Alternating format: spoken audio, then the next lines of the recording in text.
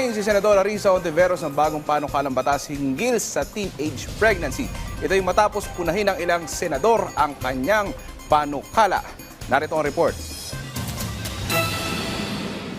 Ang kontrobersyal na Senate Bill No. 1979 o Prevention of Adolescent Pregnancy Act of 2023, nakaliwat ka ng pinupuna ang Section 6 ng panukala na may nakasaad ng Comprehensive Sexuality Education o CSE ay dapat maging standardized at maipatupad sa pampubliko at pribadong basic education institutions at kailangan daw integrated sa school curriculum na may gabay ng Department of Education at international standard. Dahil sa mga puna sa bill at kasunod ng pagbawi ng mga senador sa kanilang pirma sa committee report, naghain na ng substitute bill si Senadora Risa Hontiveros at inalis na ang probisyong nakabase sa international standard.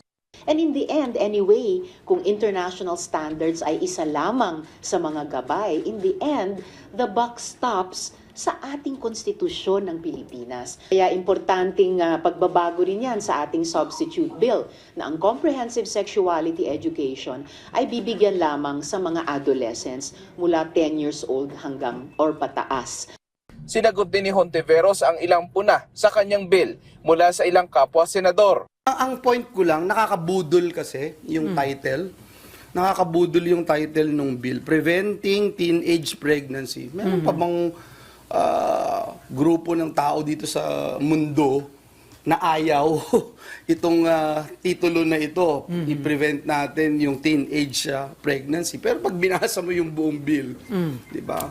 And sabi nga nila, the devil is in the details. The devil is also in accurate representation ng trabaho ng mga colleagues. Ang totoong pambubudol ay yung ginawa ng mga nag-fake news laban sa bill.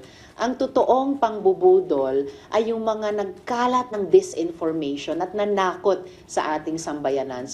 Si Pangulong Ferdinand R. Marcos Jr. na nauna nang naglabas ng pangamba sa panukalang batas, sinabing kakailanganin niya munang basahin ang substitute bill. Kasunod naman ang pagbawi ng mga senador ng kanilang pirma sa committee report, babalik nga ba ang bill sa committee level?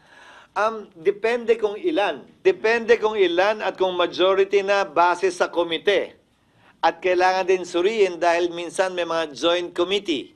Yes, kung substitute bill. Pero hindi ko pa nga hindi ko pa na kasi nababasa yung letters of withdrawal at kung ilan eh.